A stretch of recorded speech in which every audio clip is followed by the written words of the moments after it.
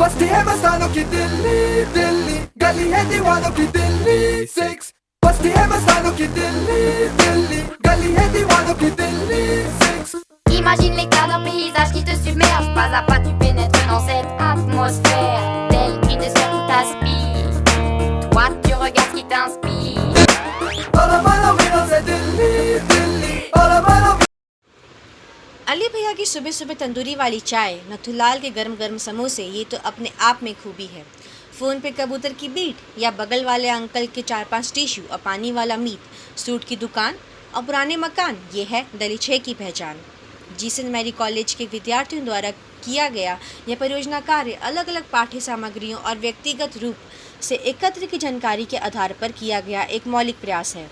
यह रिसर्च कार्य दिल्ली 6 में रहने वाली मुस्लिम महिलाओं की उद्यमशीलता पर केंद्रित है।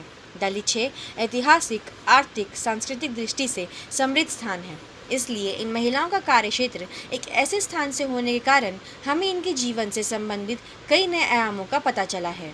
इस परियोजना कार्य में हमने इन महिलाओं के सामाजिक, आर्थिक एवं इनके सांस्कृतिक आयामों को समझने और उनके आय के स्रोतों को जानने का प्रयास किया है। इस शोध कार्य में हमें कई सामाजिक कार्यकर्ता के तथ्यों से हमें विशेष सहायता प्राप्त हुई है। शोध के लिए हम सभी ने समूह में चुने गए क्षेत्रों का दौरा किया एवं कुछ महिलाओं से की गई आत्मपरक बातचीत को अपने सजीव अनुभवों को इस परियोजना में प्रस्तुत किया है। चांदनी चौक दिल्ली का सबसे पुराना और व्यस्त क्षेत्र है एवं इन मुस्लिम महिलाओं की आय स्रोतों चांदनी चौक के बाजार हैं। इन महिलाओं के रोजगार पर पारंपरिक तौर तरीके के प्रभाव के कारण अधिकतर घर से संचालित व्यवसायों में अधिक संलग्न देखी गई हैं, जैसे कसीदा कढ़ाई करना, ब्यूटी पार्लर, बुटीक इत्यादि।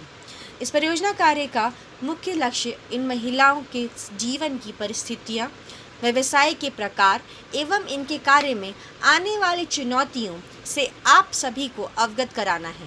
पुरानी दिल्ली का लगभग पूरा इलाका भीड़ भाड़ को परिभाषित करता है। कई मुस्लिम महिलाएं दूसरी परिवेश में अपना जीवन यापन कर रही हैं। अपने फील्ड वर्क के दौरान हमने इन मुस्लिम महिलाओं के परिवेश को एवं उनकी स्थिति को समझने का प्रयास किया है। हमारी शोध कार्य के निर्देशक डॉक्टर अनुपमा श्रीवास्तव हैं और इस शोध कार्य में द्वितीय और तृतीय वर्ष की छात्राएं शामिल रही हैं। नाम है नंदिनी रॉय, पूजा, समीक्षा, बरखा यादव, रीना शुक्ला, तेजस्वी। जब हम मेट्रो स्टेशन में अन्य साथियों का इंतज़ार कर रहे थे, तब हमारी मुलाकात 2 मुस्लिम लड़कियों से हुई। उन्होंने बताया कि उनकी मम्मी का नाम शाहिदा है और वे 50 वर्ष की हैं, जिनके बारे में हमें इनकी बेटियों द्वारा पता चला। शाहिदा बहुत ही कठिन परिस्थितियों में टेलरिंग का काम करती हैं। ये एक महीने में लगभग 2000 रुपये कमा लेती हैं। इन्हें 10 से 15 सूट महीने में मिल जाते हैं। इस काम को करने के लिए इन्हें परिवार से कोई खास सहायता नहीं मिलती।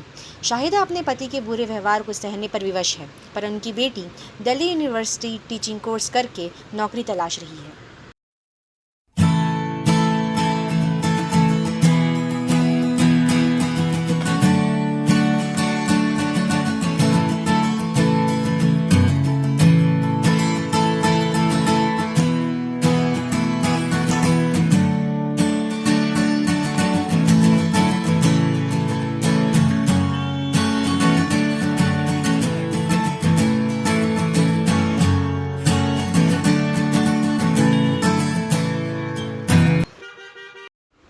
यह है सफ़ीना। इनकी उम्र 35 वर्ष है।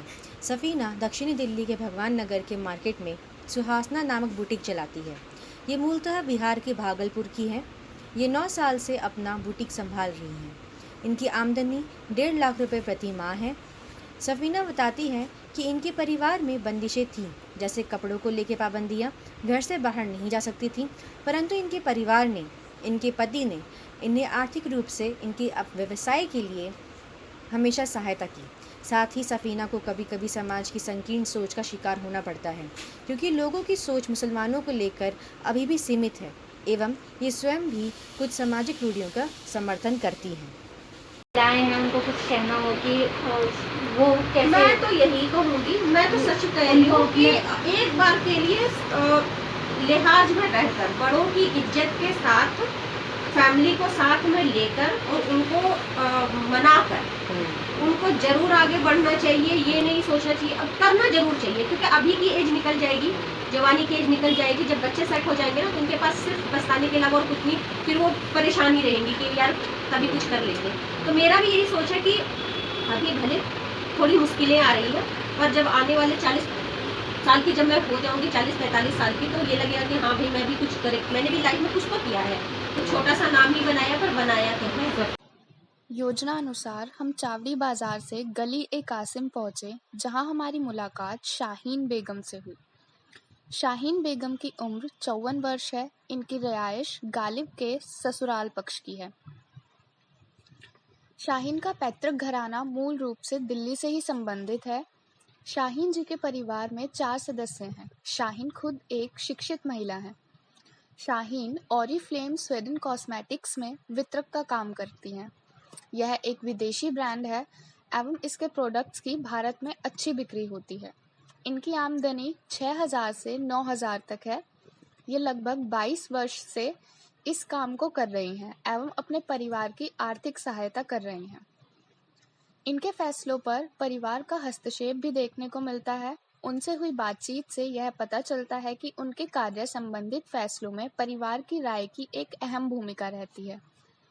भारतीय समाज में महिलाओं के परिवार की राय को सबसे महत्वपूर्ण स्थान प्राप्त है, जिसका प्रभाव शाहीन के जीवन पर भी पड़ा। जैसे शाहीन ने जब काम शुरू किया था तब उन्हें लगातार दिल्ली के अलग अलग क्षेत्रों में जाना पड़ता था, जिसके कारण उन्हें घर लौटने में देर हो जाती थी, जिस पर उन्हें अपने परिवार की राय के अनुसार ही चलना पड़ता था। शाहीन ने हमारी मुलाकात अपने परिवार की अन्य महिलाओं से भी करवाई, जो काम करके कुछ आय प्राप्त करने के लिए उत्साहित दिखी। ये है महवीश। इनकी उम्र 34 वर्ष है। ये गली कासिम जान दिल्ली में अपना ब्यूटी पार्लर चला रही हैं। तंग गलियों के भीतर इनका ब्यूटी पार्लर एक शांत जगह पर है। महवीश ने अपने काम को शुरू करने के लिए सौंदर्य विशेषज्ञों से ट्रेनिंग ली थी। इनका काम में अनुभव अच्छा रहा है एवं अधिक संख्या में महिलाएं आती हैं। महवीश लड़कियों को मुफ्त में ट्रेनिंग देती हैं, जिसमें से कुछ अपना काम कर रही हैं एवं अपने परिवार को कुछ आर्थिक सहायता कर रही हैं। महवीश से बातचीत के दौरान हमें पता चला कि इनकी सोच बेहद आधुनिक है। वे कहती हैं कि लड़कियों के ऊपर बंदिशें नहीं लगानी चाहिए। वे जो कार्य करना चाहें उनके परिवार को उन्हें सपोर्ट करना चाहिए। ये है शबाना। इनकी उम्र 40 वर्ष है। शबाना स्टोन वर्क और डाई का काम करती हैं। अपने इस काम के जरिए इन्हें महीने में 3,000 तक की आमदनी हो जाती है। लॉकडाउन के दौरान इन्हें आर्थिक परेशानियों से जूझना पड़ रहा है, क्योंकि यह काम शादी ब्याह आदि उत्सवों में पहने जाने वाले परिधानों से संबंधित है।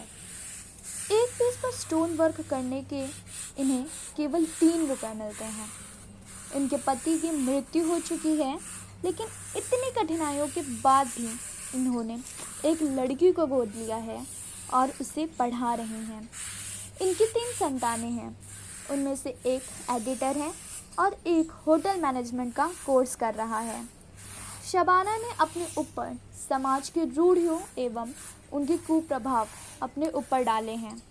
शबाना अपने पति की मृत्यु के बाद ना अच्छे कपड़े पहनती हैं और ना श्रृंगार का कोई सामान इस्तेमाल करती हैं। आप इस वीडियो में देख सकते हैं कि कैसे वह इस चुन्नी पर स्टोन वर्क का कार्य कर रही हैं और इसी काम के लिए इनको 3 रुपये दिए जाते हैं।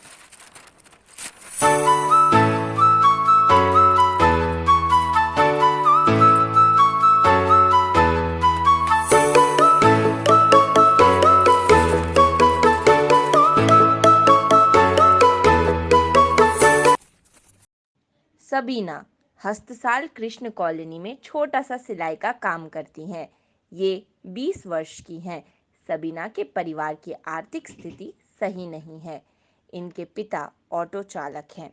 टेलरिंग का काम करने वाली सबीना लॉकडाउन से पहले मॉल में कपड़े फिटिंग करने का कार्य करती थी, जिससे इन्हें मासिक वेतन 8,000 तक मिल जाता था।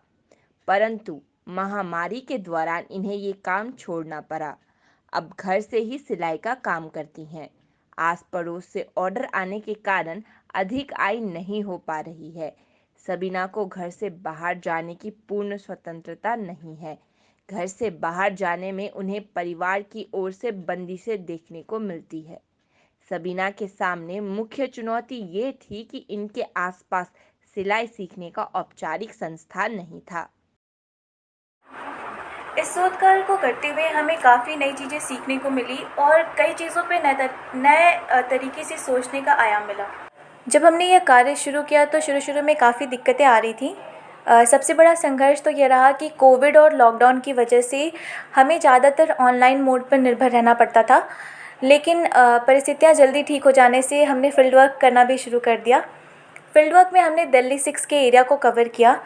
दिल्ली 6 का एरिया एक भीड़-भाड़ वाला इलाका है और वहाँ जाकर वहाँ के लोगों से मिलकर और वहाँ की मुस्लिम महिलाओं से बातचीत कर हमें काफ़ी कुछ जानने को मिला। वहाँ की महिलाएं काफ़ी लिबरल और प्रोग्रेसिव विचार की हैं। उनका व्यवसाय ब्यूटी प्रसाधनों से संबंधित है। वे एक जागरूक नागरिक हैं और शिक्षा के महत्व को समझती हैं। मैं इस प्रोजेक्ट से फैक्ट्री में जुड़ी। उस समय ज़्यादा मुझे कुछ समझ में आ नहीं रहा था, लेकिन धीरे धीरे मुझे समझ में आने लगा। मुझे इस प्रोजेक्ट पर काम करके बहुत अच्छा लगा। मैंने इस प्रोजेक्ट से काफ़ी नई चीज़ें सीखी। मुझे मुस्लिम महिलाओं को लेकर कुछ चीज़ें ज्ञान में थी। मैंने वहाँ जाना कि मुस्लिम महिलाओं की समाज में भागीदारी किस प्रकार रहती है, मुस्लिम महिलाओं के तौर तरीके, रहन सहन और घर में उनको कितना दर्जा मिलता है, वह पता चला।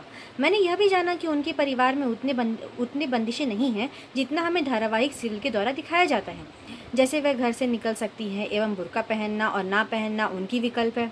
उन्हें पढ़ने के लिए पूरी छूट है एवं परिवार उनका पूरा साथ देता है।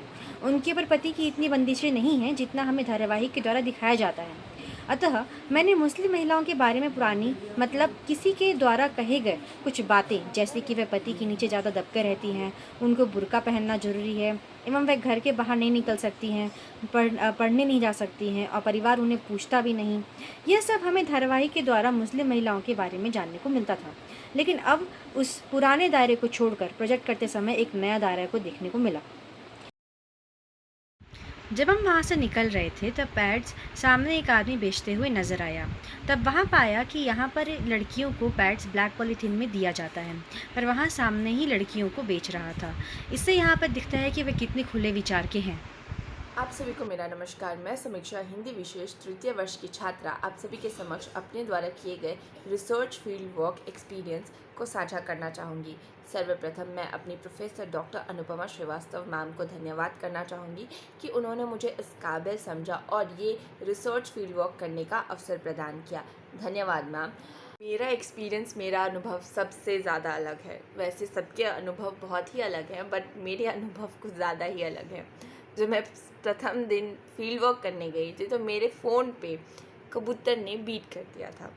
तो वो अंकल ने न्यू टिश्यू पेपर ला के दिया और फिर उन्होंने मेरा फ़ोन पूछा and he just return back और उन्होंने मुझे वापस कर दिया।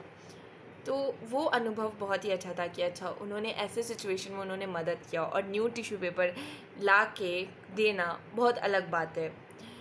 तो वो बहुत अच्छा एक्सपीरियंस था। दूसरा एक्सपीरियंस ये था कि साहिन जी, सबाना जी, महवीश, इन सब के जो महवीश जी, सबाना जी, साहिन जी इतने चुनौतियाँ, इतने परेशानियों के बाद भी वो लड़कियों को आगे बढ़ने के लिए हमेशा सिखाती हैं और हमेशा मतलब प्रेरित करती हैं कि तुम आगे बढ़ते रहो, करते रहो, और वो बहुत मदद करती हैं।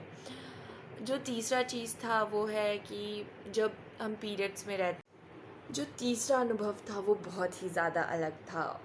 वैसे सबके लिए बहुत इजी है ये अनुभव, जो तीसरा एक्सपीरियंस था वो बहुत ही ज़्यादा अलग था। वैसे बाकी के लिए ये अनुभव बहुत नॉर्मल होगा, बट मेरे लिए बहुत अलग था।